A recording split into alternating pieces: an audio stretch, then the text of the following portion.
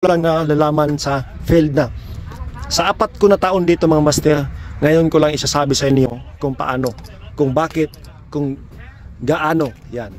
Yung nag-training pa ako mga master sa TISDA, ngayon ko lang naintindihan mga master ang pangyayari noon. Kasi nasa site na ako. Pero yung nasa TISDA pa ako mga master, wala pa po makakasagot ng tinitira namin doon. Ganito po yan mga master ha. Ganito po yan.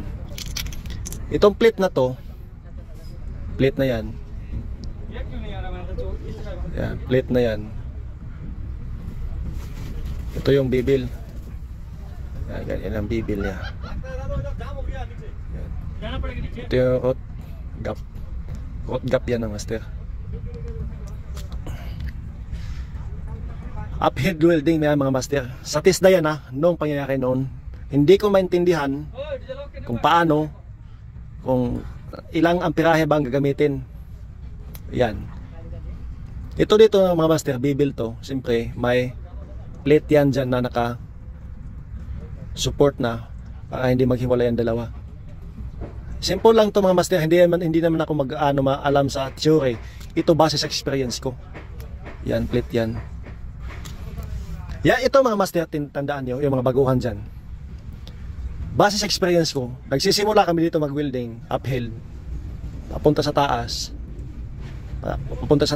uphill, nag-welding kami, 45 yung position niya, electrode 7018, mga master.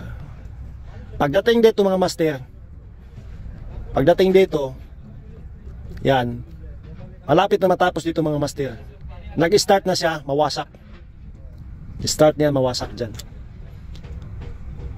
Nung napunta na ako dito sa site ng master, doon ko naintindihan mga master. Pag ang plate pala, nahinto dyan yung plate. Putol dyan ang plate. Wala nang kadugtong na plate. Dyan hihinto yung init niya. Hindi na mag-continue yung init niya. Basic lang to, silang sa experience ko kasi sorry, hindi ako marunong. Base sa experience ko, pagdating namin dyan, pag-welding, nawasak yung plate. Bakit po mga master? Pagdating ko dito sa site, sa ganito, kahit ganito mga overhead position, ganun din mga master. Kahit downhill to, pagdating din sa bottom mga master, sa ibaba, ay ma-action na sa pagkawasak. So ito, bakit po nawawasak dyan banda mga master?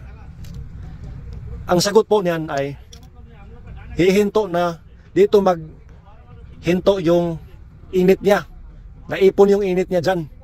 Siyempre wala nang plate na kadugtong doon, dyan lang kutob, o say Tagalog sa kutuban, dyan lang hinto, wala nang continuing yung init niya, napundo yung init niya dyan.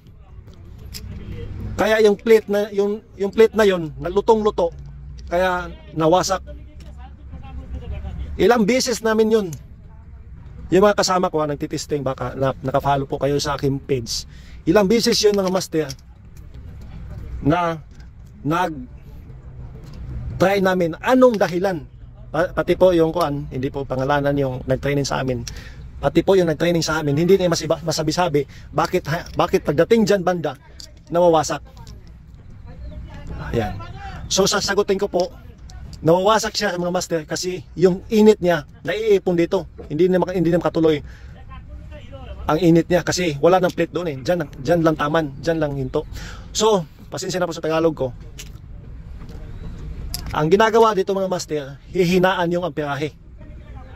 Hihinaan yung amperahe. Ganon din dito mga master sa overhead position. Ganon din dyan sa overhead position mga master. Kung galing ka sa taas, pababa. Kasi yung sa kabila din, kung nakauna siya pagdating sa overhead, pagdating mo din doon sa ilalim overhead, ganon din mga master, naiipon sa gitna yung init. Kaya ang ginagawa po namin, hihinaan yung amperahe. Kaya ito ang solusyon dito mga master. O vertical man yan, horizontal, basta plate, testingan sa plate mga master, tamang amperahe lang gamitin mo. Pagdating lang dito mga master, hihinaan mo talaga ang amperahe.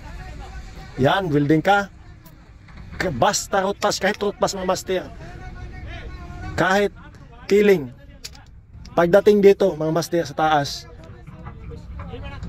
naghihina ka talaga ng amperahe. I-adjust mo yung amperahe mga master.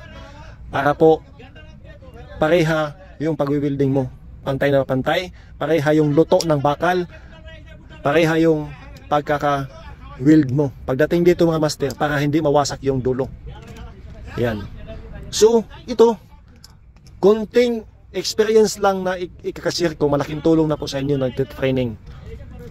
Kahit na po sa mga nasa field na, alam nila yan.